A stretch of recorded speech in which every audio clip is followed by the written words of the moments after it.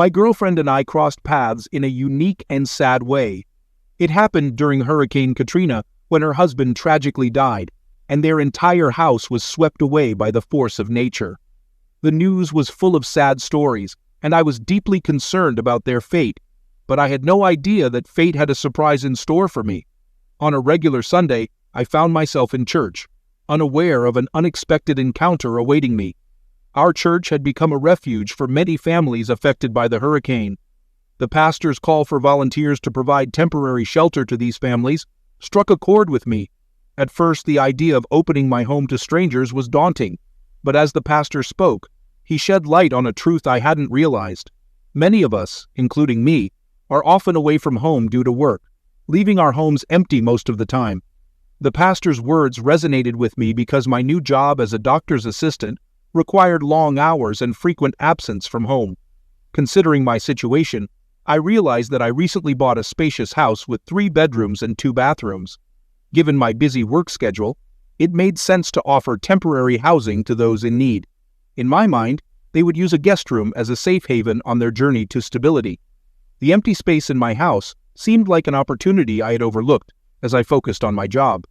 Additionally, I believed that doing a good deed might lead to positive outcomes in my own life. At 29, I was a single man facing dating challenges. Despite my efforts, the women I liked didn't reciprocate, and those I got along with turned out to be incompatible. Recognizing this, I decided to live alone and wait for the right person. With renewed determination, I volunteered to offer shelter to a family in need.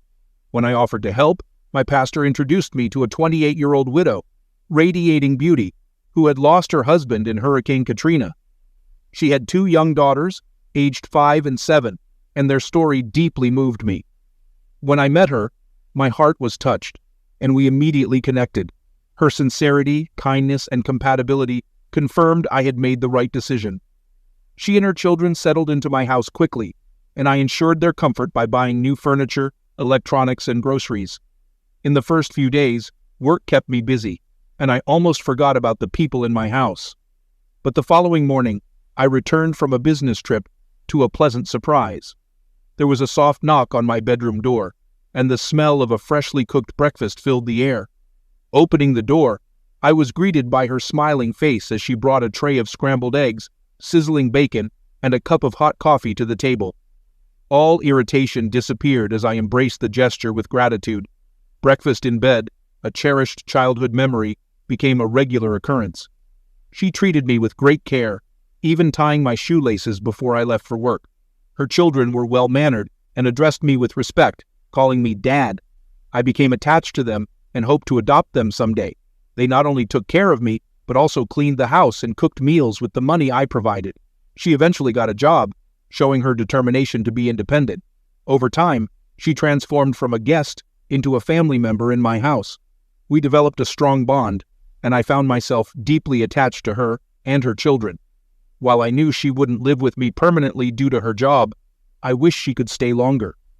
The days passed quickly, and her presence became an integral part of my life. Our house radiated warmth and satisfaction when she and her children were around. Deep down, I understood that she would eventually gain independence and establish her own home. I wished her success and happiness, but the thought of her leaving stirred conflicting emotions in me. As our bond deepened, the chemistry and connection between us became evident. We found excuses to touch each other around the house, creating a strong attraction. Even simple moments, like when she cooked in the kitchen and I stood behind her, sparked desire. One evening, as we watched a late-night show and laughed together, she leaned over and rested her head on my shoulder, deepening our connection. Emotions took over, and we shared a passionate kiss, igniting further closeness on the couch. Since that night, she became more than a woman seeking refuge in my house. Our physical closeness grew, and I cherished every moment together. However, she still lived in the guest room, and the direction of our relationship remained uncertain.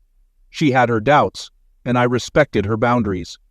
In just 3 months, she landed a job as a cashier at the nearby grocery store, which marked a crucial step toward her independence. While I willingly shouldered the financial responsibilities, covering all the expenses, she used her earnings to support her children's kindergarten and buy clothes. It felt like a partnership built on love and mutual understanding, and I was prepared to keep helping her as much as I could. I stood by her side, offering unwavering support as she worked to rebuild her life. As Christmas approached, I invited her and her kids to celebrate the holiday with my family, introducing her as my girlfriend. I was relieved when my mother warmly welcomed them. She cared deeply for her and her children. However, in private, my mother shared her concerns with me. She reminded me of her children from a previous marriage and suggested I consider finding a partner without such responsibilities. Her words made me contemplate the nature of our relationship. The challenges ahead were undeniable. This relationship was unlike any I'd encountered before. It involved not only our connection, but also the integration of her children into my life. Despite my mother's warnings, I couldn't ignore the deep bond between us and the love I had for her and her children. After a heart-to-heart conversation with my mother about my girlfriend and her children, I realized her worries stemmed from love. She only wanted what's best for me. I reassured my mother, acknowledging her care and guidance, but I couldn't disregard the profound love I found in this incredible woman and her children. I reminded her that she longed for me to be in a relationship, and now she appeared concerned about the added responsibilities. In my eyes, my girlfriend was everything I ever dreamed of. She remained the same loving and compassionate person I met 4 months ago, without any major issue. She exemplified the qualities of a responsible and caring mother for her children, and I couldn't ask for more. Her inner and outer beauty continued to captivate me, and my love for her deepened every day. Her presence filled my life with positivity and rejuvenation, especially after returning from work trips. Being with her and her children brought me joy and happiness that felt surreal. Our connection was genuinely extraordinary, and I couldn't imagine my life without her. Despite the strong daily bond we shared, she consistently chose to sleep in the guest room. On one of these evenings, I mustered the courage to ask why she preferred not to spend the night in my bed. Her unexpected response made me feel guilty for bringing up such a sensitive topic. She delicately explained that she hadn't spent a night in someone else's bed since her late husband passed away. Her words carried both tenderness and pain, making me regret broaching the subject. I hugged her tightly at that moment, understanding the depth of her emotions. I realized she needed time and understanding to heal from the pain of her past. Recognizing this, I gladly gave her the space she needed. However, one evening, upon returning home from work, a strange suspicion crept in again. I noticed that my beloved cashew nuts and malt from the refrigerator had been eaten. This puzzled me, because my girlfriend and her children had no interest in these snacks. In fact, my girlfriend disliked them due to their high-calorie content. Since I knew she wasn't a fan of cashews and malt, it seemed unlikely that she was responsible for their disappearance. Rather than confront her about it, I decided not to make a big deal out of it. Yet, curiosity got the better of me, and I jokingly asked her 7-year-old daughter, with whom I often exchanged playful banter. To my surprise, she mentioned a name I had never heard before and accused this mysterious man of being the snack thief. At first, I thought it was just another playful exchange, but her serious tone and detailed account caught me off guard. It was evident she wasn't joking. According to her, a specific person came to our house when I was away for work, even staying overnight with her mother. She expressed strong disapproval of this man, leaving me in shock. The underlying message in her words was incredible, because the thought of my girlfriend being unfaithful had never crossed my mind. I trusted her completely and couldn't fathom her being unfaithful. A whirlwind of emotions, from disbelief to anger and eventually a headache, overwhelmed me. As the truth unfolded, the weight of her daughter's words instilled undeniable certainty and drove me to search for concrete evidence. Driven by the need to uncover the reality of what transpired during my 3-day absence from work, I resorted to installing hidden cameras on the porch and in the living room, discreetly recording. I anxiously awaited my return, mentally preparing for the painful truth that awaited me. As I delved into the footage, the shocking truth lay bare before me. I witnessed a man coming to my house during my absence, brazenly spending the night with my girlfriend. To make matters worse, he shamelessly indulged in my beloved nuts and malt, and even had the audacity to claim my chair.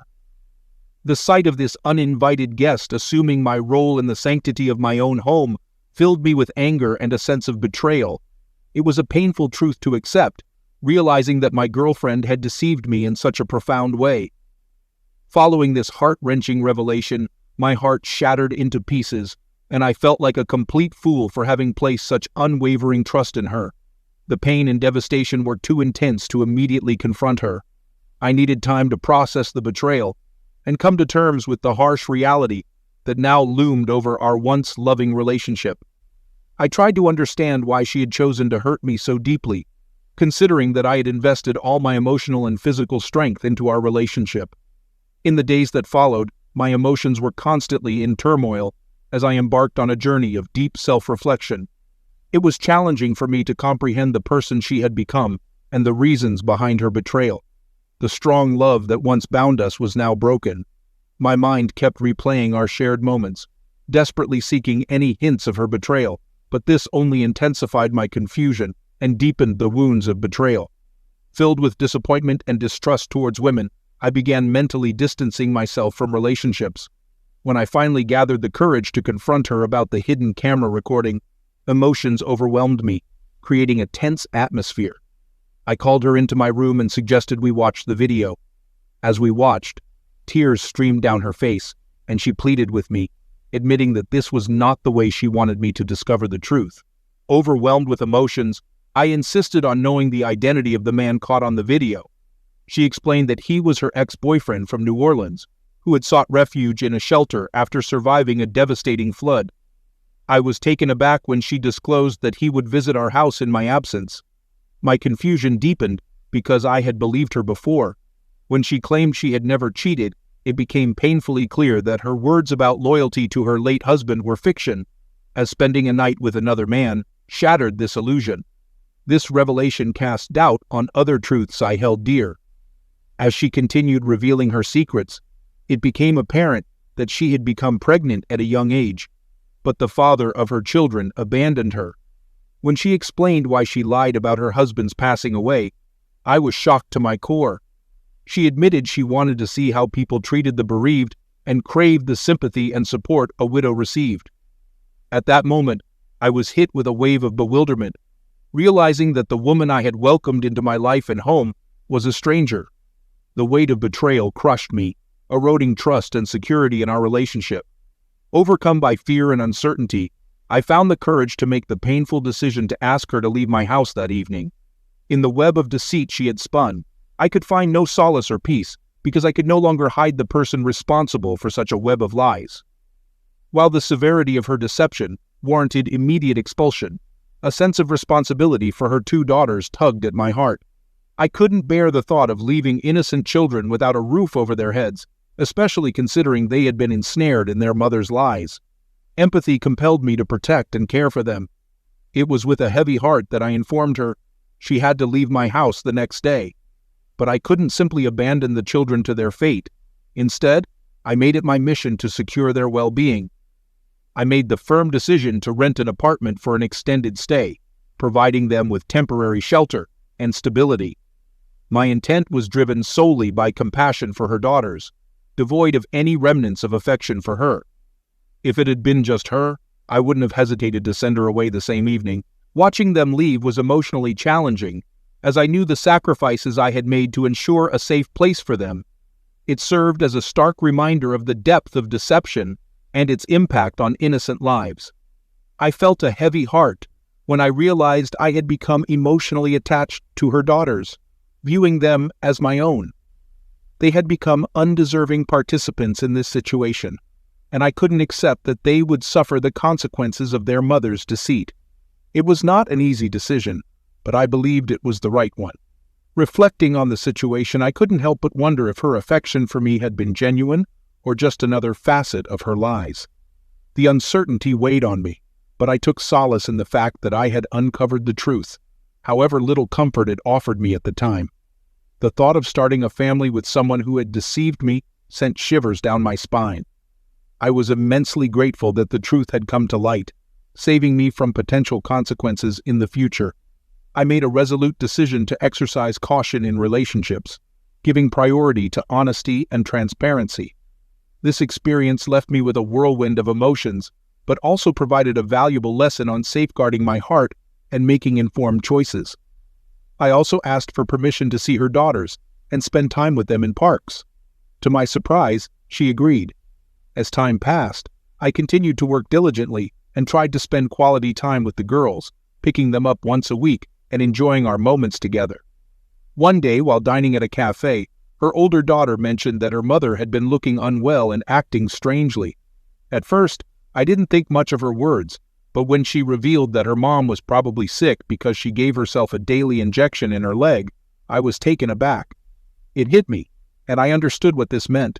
I reassured the girl, telling her that her mom would get better soon. I didn't know how to protect the girls from their mother, who was using illegal substances, and I consulted with my mother. She advised me to report the situation to the Child Protection Services, which I did. However, I didn't want the children to be left without warmth and love in a shelter.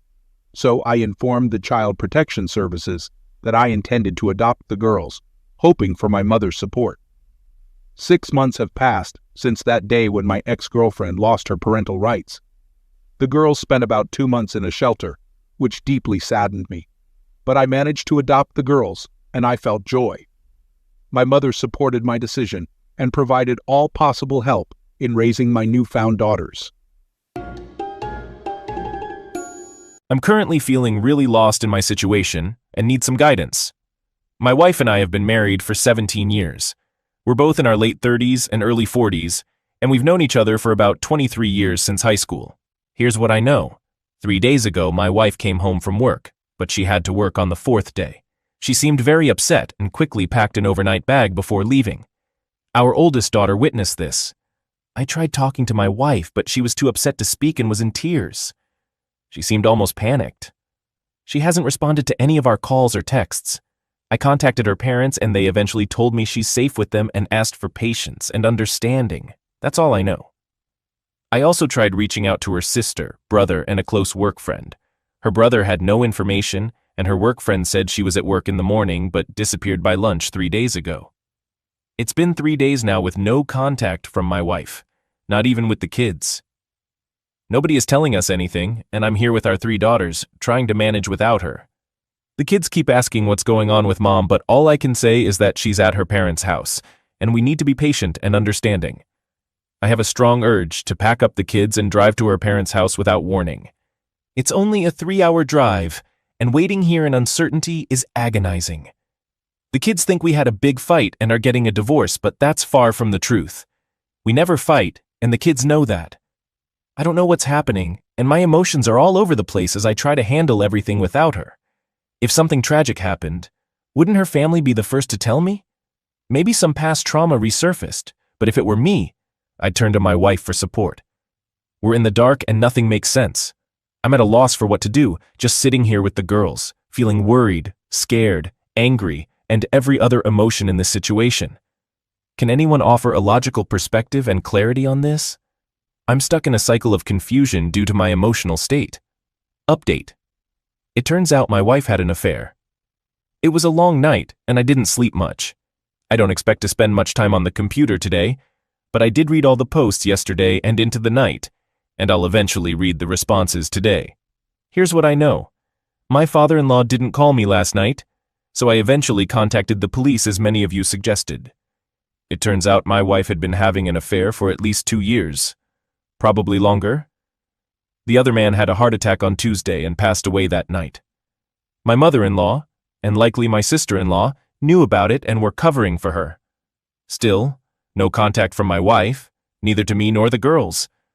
I'm trying to keep this information from them for now. I honestly don't know what to do from here. That's all I know, and it's almost unbearable. Please keep us in your thoughts and prayers. Responding to a commenter, my oldest daughter knows about the affair. She's very sharp, and we had a long talk last night. My mom knows and plans to stay with us this week. I took time off work, and my boss, who's also a close friend, knows about the situation, which is a relief. Any support I can get right now is valuable. Responding again, yes, your assumptions are correct. My wife had an affair with an older divorced man, and the situation escalated quickly because of his wake funeral. The wake occurred the same night I called the police, so you can imagine how complicated it became. Many details are still unfolding, and I appreciate the support from everyone. I might share more about this eventually. It feels like I could write a book at this point. We've been in touch with everyone, but it's still a challenging situation. I don't drink and am trying to eat, although sleep is elusive. My priority is making sure my girls are okay. Reddit helps me relax in these difficult times. Providing more information, it's been just over a week since my D-Day, Discovery Day. Since then, I've learned that my wife's affair had been going on for over 4 years, though I still don't have the exact timeline. It likely started emotionally and then became physical. I'm curious about how the pandemic and lockdowns played a role in this situation, but I may not get all the answers. Yesterday, my in-laws unexpectedly visited their grandkids. My wife has been staying at their house since this ordeal began, which is frustrating. They only spent about 15 minutes with the girls before asking to speak with me privately. The conversation was long and complicated, but in summary, my wife wants to come home but is afraid of facing the consequences of her actions. Her parents tried to convince me to forgive her and rebuild the marriage, but I lied and said I wasn't sure about my future plans, as I intend to get a divorce. But I worry that if I disclose this, my wife won't be honest with me, and I might never learn the truth. However, I do want her to sit down with me and explain everything if that's possible. We've been together for over 17 years, including our time since high school, with 3 kids, countless memories, and shared experiences. I want her to look me in the eyes and tell me the whole story. I also want my children to see that I gave her a chance to explain herself and apologize, trying to handle things like mature adults. I'm striving to choose a path that sets the best example for my kids. I'm unsure if I'm doing it right, though. Legally, I can't prevent my wife from coming back to our home, as the lawyer has clarified. Even though I don't want it right now, if she decides to return, I can't stop her. My daughters and I have established a nice routine, so I made a demand I thought would be difficult to meet. I told her she could come home when she sat down with me in person, looked me in the eyes, and openly discussed her affair from start to finish, answering all my questions honestly. She also needed to apologize to the girls in person and address their questions. I thought it was fair, considering they already know. Legally, she can return home without meeting these demands, but if she's afraid to face us, maybe we can use that to our advantage. Is this approach wrong? I'm not trying to be sneaky or dishonest. I just don't want to start living together yet if I can delay it, especially with a mandatory 90-day waiting period for divorce in our state. Her return is inevitable and we'll both need to resume work eventually, regardless of this situation. I prefer to prolong it so I can plan and improve my mental and emotional well-being. My wife has been texting our daughters, claiming she doesn't want a divorce and repeatedly apologizing to them. They've shared the texts with me and ask about me daily. It seems that the reality of her actions is hitting her hard, especially in the last few days. How should I handle this? Was my demand unreasonable? It sounds like my wife may come home sooner than I expected. Right now, I feel confident in my current path. I'm not shaken by this because I anticipated it happening eventually. My priority is making the best decision for my daughters and myself as we move forward. I want to thank everyone who has offered encouragement, advice, and support. In response to a question about reconciliation, I appreciate your outreach. During the first day or two after discovering the affair, I was unsure about getting a divorce, but my emotions clouded my judgment. As I began to recall the lies about her girls' weekend trips, late nights due to traffic, and work-related travel, I realized the extent of her deception. Every day, I uncover new lies that were meant to deceive me and our daughters, so she could be with this other man. I apologize for the length of this response, but I needed to express these thoughts. The weekend was terrible, but my wife returned home yesterday, following a build-up throughout the week. In the past, I would have greeted her with a hug and a kiss when she entered, but this time there was an incredibly uncomfortable silence between us. She tried to hug me, but I turned away as if nothing had happened. After she settled in, I naturally asked her to tell me everything, and she again said she wasn't ready. We had the same result when we spoke on the phone earlier in the week. I insisted that her only condition for returning home was to explain her nearly 3-week absence to the family because of her love for us. However, she kept repeating that she wasn't ready for that. It was challenging not to lose my temper, but I took deep breaths to regain my composure. Unfortunately, I failed, and in frustration, I blurted out that she had been having a 4-year affair with a coworker, planned to leave me for him, and had cut ties with her entire family. And now, she walked in without fulfilling the one condition I had asked for, and told her I wanted a divorce. This is when things took a bizarre turn. Her body language and facial expression showed that she had no idea how much I knew about her affair. She looked at me with wide eyes and then stood in the kitchen, staring at the floor, saying nothing. She remained stoic, and I didn't expect this reaction. I thought she might react emotionally, confess tearfully, blame the affair on me, or suggest a serious conversation to work things out. But her response was silence. We stood in the kitchen in absolute silence for what felt like 5 minutes, and it was the strangest moment I've ever experienced. She seemed at a loss for words, and so was I. I had prepared myself for all possible scenarios for this confrontation, except for this one. So, I decided to outline everything I knew about her affair, even adding some of my assumptions about how she met her affair partner, her sister's involvement, and what happened during COVID. She continued to stare at the floor throughout my explanation. I grew angrier as I spoke because she remained silent. I did my best not to raise my voice or become obscene. Eventually, I composed myself, and there was another prolonged, awkward silence. My anger turned into sadness as I realized the gravity of the situation. I softly asked her what I had done to drive her away, if she had ever loved me, and if the affair was worth it. Still, she didn't respond, showing no tears, no apology, no shouting, and no explanation. She just stood there with her head down. This silence hurt even more than D-Day did. I kept staring at her, unsure of what to do. And then it got worse. Our daughters had overheard the entire encounter, and I feel incredibly foolish. I'd been so focused on putting their needs first over the past few weeks that I didn't consider their whereabouts when confronting my wife. Our oldest daughter stormed downstairs and expressed a lot of pent-up anger. My wife quickly ran upstairs and locked herself in the bedroom. That's where we are now. I heard my wife crying for most of the night until I fell asleep. Only our youngest daughter has attempted to talk to her, while the rest of us have avoided her. If I can muster the courage, I plan to suggest that my wife stays with her sister until we finalize the divorce. However, this is still her home, and it would be miserable for all of us to cohabit with her. I was wrong about my wife, and all of you were right. I was wrong about our years together, the memories, and the significant moments in our life. I was convinced she would beg for forgiveness and confess to everything to absolve her guilt. This is the same woman who once drove back to a farmer's market to return $10 in change she had been given by mistake. But it seems we're not worth that effort to her. Maybe we never were. Now what? Today at home was incredibly uncomfortable. My daughters and I tried to continue as we have for the past 2 weeks, but it's not the same.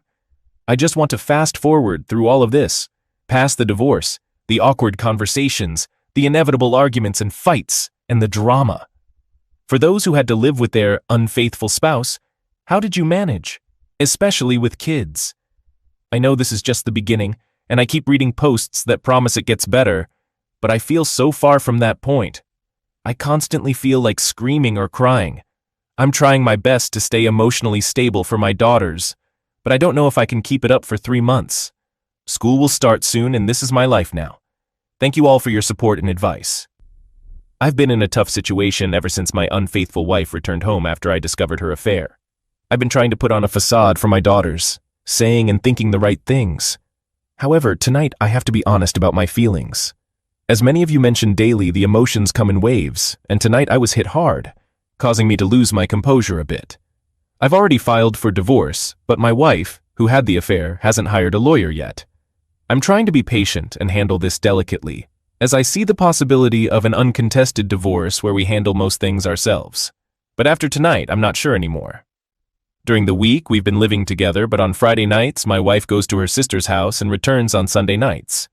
This routine has involved mostly avoiding each other, with occasional interactions between myself and the girls. Unfortunately, my oldest daughter and my wife have had some heated arguments, so they're not speaking to each other. Lately, I've been following the advice I've received here and elsewhere. I've been working hard on controlling my emotions around my wife, even though it's challenging. I've kept my interactions with her brief and indifferent, though always polite and respectful. However, tonight was different. For the past couple of Fridays, my wife would come home from work, prepare for her weekend at her sister's, and leave before I got home from work. But not tonight. She was waiting for me in the kitchen when I arrived. I tried to walk past her, but she grabbed my hand lightly and questioned my treatment of her, just because she's not ready to discuss her affair. This was the first time she even mentioned her cheating since everything came to light nearly a month ago. I tried to hold back, I promise I did. I attempted to keep my cool and walk away, but our daughters were not home at the time, and anger overwhelmed me. So I let out all my frustrations, pains, hurts, and rage. I told her everything, and I can't even estimate how long I went on.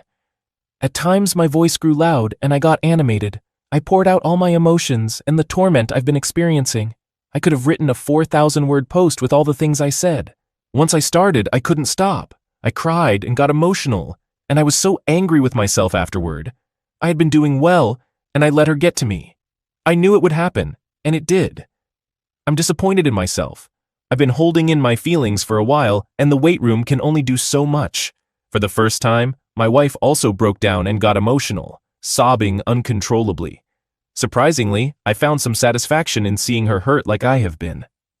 She mumbled apologies repeatedly during my outburst, and she couldn't say anything else as I left the kitchen, asking her to leave me alone. The girls came home about half an hour later and sensed that something had happened, but I wasn't ready to discuss it. And I don't think they need to know. The younger ones have been doing better, and I don't want to hinder their progress. Telling my oldest would only add to her anger, which I want to avoid. I hate this situation so much. I should have kept my composure. I should have ignored my wife and walked past her. Looking back, it seems like she wanted to start a conversation about her affair, but didn't know how. And it didn't go far because of my explosion. I've actually started worrying about her. I know some of you will criticize me for this, but I don't want any harm to come to her. She's been isolated and alone with her thoughts, with nearly everyone turning their back on her. You can say she deserves it, and that's true, but she's still a human being and the mother of my children. This is a setback for me, and I'm really disappointed in myself. I apologize for the long rant. I called my brother and vented to him too. I'll try to start over on Monday. I'm only human. Venting on her felt good, but now I'm feeling regret. Should I text my wife or should I just leave it be? My wife hasn't left me alone all week. She's been overly nice, continuously apologizing for her affair, crying and trying to engage me, even knocking on my door at night to talk. I've ignored her at times but spoken when I felt like it. However, I finally snapped at her on Wednesday night, telling her to leave me alone. Then something happened last night. Just over a month since my soon-to-be ex-wife returned home after her affair was revealed, things have gotten more uncomfortable as we cohabit. She came into my room last night after our daughters had gone to bed, asking to talk privately, which was different from how she'd been approaching me all week. I resisted at first, but eventually, we went to the garage and sat in my car to avoid arguing in front of the kids. I apologize for the length of this, but she told me everything. According to her, we talked for almost 3 hours. I'm not sure how much I should share. I stayed up all night listening to her cry for hours. I couldn't sleep, and I went through a cycle of crying, anger, resisting the urge to confront her, and repeating. Forgive me if I take a day or so to respond to anyone, but I needed to get this off my chest and try to get some sleep. Having my wife constantly apologize and beg for another chance all evening hasn't helped. Tonight I had to leave for a few hours just to get away from her because being around her is incredibly painful. On a different note, she was introduced to her affair partner by her sister about 5 years ago, with no romantic intentions initially. He was a higher up at a company she wanted to work for and currently works at, which is how he helped her get the job. Her desire to change jobs was unrelated to her affair, but once she did, she had extra motivation. After she got the job, her affair partner began flirting with her. It started with texting, then progressed to exchanging pictures and more texting, and eventually became physical just before COVID hit. She confessed to her sister and initially wanted to come clean to me but decided to bury it and keep quiet. She claimed to have gone no contact with her affair partner soon after, but as lockdowns and restrictions eased, he reached out to her, and she resumed talking to him. When businesses reopened, the physical side of the affair also resumed. She admitted to ending the affair a couple of times out of guilt, but kept going back to him, so it never really ended. She had detailed notes about her affair timeline, which she read to me, answering questions along the way. She lied about weekend trips with the girls, work-related travel, traffic jams, issues with her parents, shopping trips, and more. There were so many lies that I believed every word, never questioning anything. These lies were a cover for her affair? Hearing all of this made me feel even worse, as many of you had predicted. However, her affection for me didn't decrease during the affair. She didn't become distant, as is often the case. Intimacy did change, but not enough to raise red flags. She confessed to falling in love with her affair partner and wanting a life with him. He was older, divorced, single, and promised her expensive gifts, vacations, and other luxuries. She started daydreaming about escaping her family responsibilities, and the thrill of being with him was too tempting to resist. She spoke candidly, with a lot of emotion, and appeared honest. Midway through her confession, I lost my composure and started crying. It was painful to hear everything, as expected. When she finished, she told me how much she loved me, always had, and was willing to do anything to save our marriage. Many of you had predicted this, but it felt disingenuous to me, as if rehearsed. I've been with her for over half my life, and I can tell when she's not being genuine. Maybe I'm wrong, but it doesn't matter. I managed to compose myself better than last week, though I still got angry and said some unkind things, including pointing out that her affair partner was seeing multiple women, and she was just one of many to him. This seemed to upset her greatly. I had thought of a million things to say when she finally confessed, all the one-liners and responses I might throw at her. But in that emotional moment, I couldn't think of most of them. However, I knew I would ask one thing. If she had to choose between her affair partner and me, who would she pick? She hesitated and then mumbled, "That's not fair." I pressed her, and eventually she said she would choose me, of course. I told her that her hesitation was the reason I was divorcing her, as it showed she was lying again. She started sobbing, and that was the last thing she said. We sat in the car for a while with her continuing to cry, but I was tired. I eventually told her that we're divorcing and that, for the sake of our daughters, we owe it to them to co-parent civilly and be present in their lives. I also added that, given all the pain she put me through, I hoped she could handle the divorce amicably, which would demonstrate her love for me. The last thing I said, borrowed from something online, was that I kissed her on the forehead and told her I would have loved her forever. Then, I got out of the car and went to bed. That's where things stand for now. Her chance to contest the divorce has passed, but I haven't spoken to my lawyer yet. I find myself crying again and cycling through depression and anger phases. Hearing everything last night was incredibly difficult, and I could have done without it. Now that I know she could have lied or made it all up, who knows? But it aligned with everything I had pieced together in the past month. So, that's the current situation. This feels never-ending. I have a few good days, start feeling strong, and then something else happens. It feels like it's been months, yet only days at the same time. I'm going to try to sleep. Imagine the love of your life, the only person you've ever loved or kissed, telling you she cheated for over 4 years simply because she was bored. There were no issues in our relationship. She was just bored. I don't know if that makes it worse or better. Thanks for reading and for your support along the way. It's been a rough couple of nights. Very tough. I promise to make an effort to respond tomorrow after I get some sleep.